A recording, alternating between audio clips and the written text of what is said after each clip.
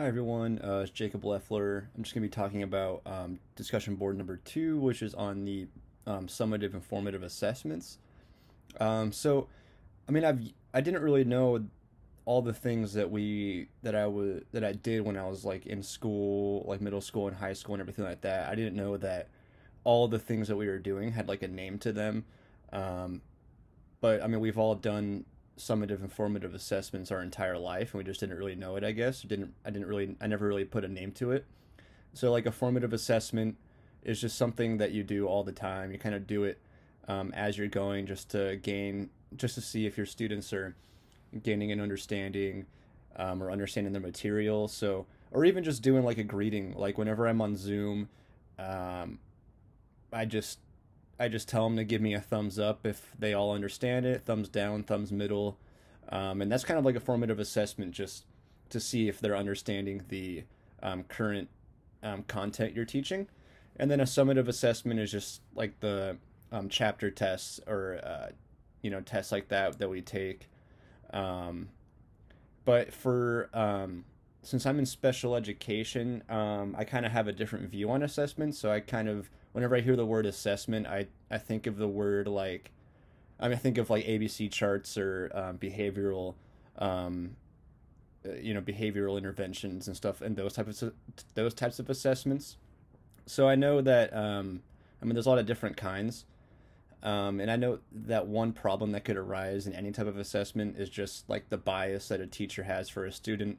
Um, I know that there's some teachers that think that a student should be working at a certain type of level, or that they should be doing a certain type of work, or that they're at a academic level that they're not actually at. So you could have some teachers putting in their personal biases and what they think the students should be, or how well they think the students should be doing, and they could grade them harder on a test or on a homework assignment, or the other way around, where if it's a student that might be like a problem in the class, that's always talking, never paying attention, the teacher will, they might just look at that paper, see the name, and then start, already forming some um, incorrect assumptions about the exam or assessment they have in front of them. And I know that there's one big example of bias that I've seen being an aide. I know I was put on an aide. I was put on a student who had a big emotional disturbance. He was cussing a lot, um, always warning that he's gonna like bring a gun to school or something. So every single teacher that knew him had like had a bias on him, where if he did something, even that if he had a behavior, like even if he wasn't paying attention in class or doing something that would be normal for a general education student to do, or just a normal 12-year-old to do, they would write it down as a bad behavior just because it was him doing it.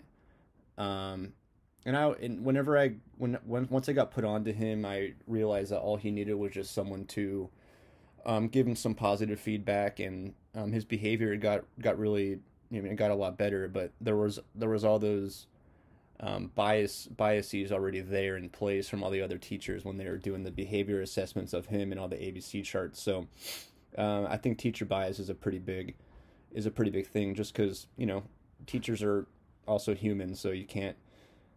Sometimes it's hard for everyone to keep their biases to themselves when they're in the classroom. But yeah, that's pretty much my discussion on summative and formative assessments. Thank you.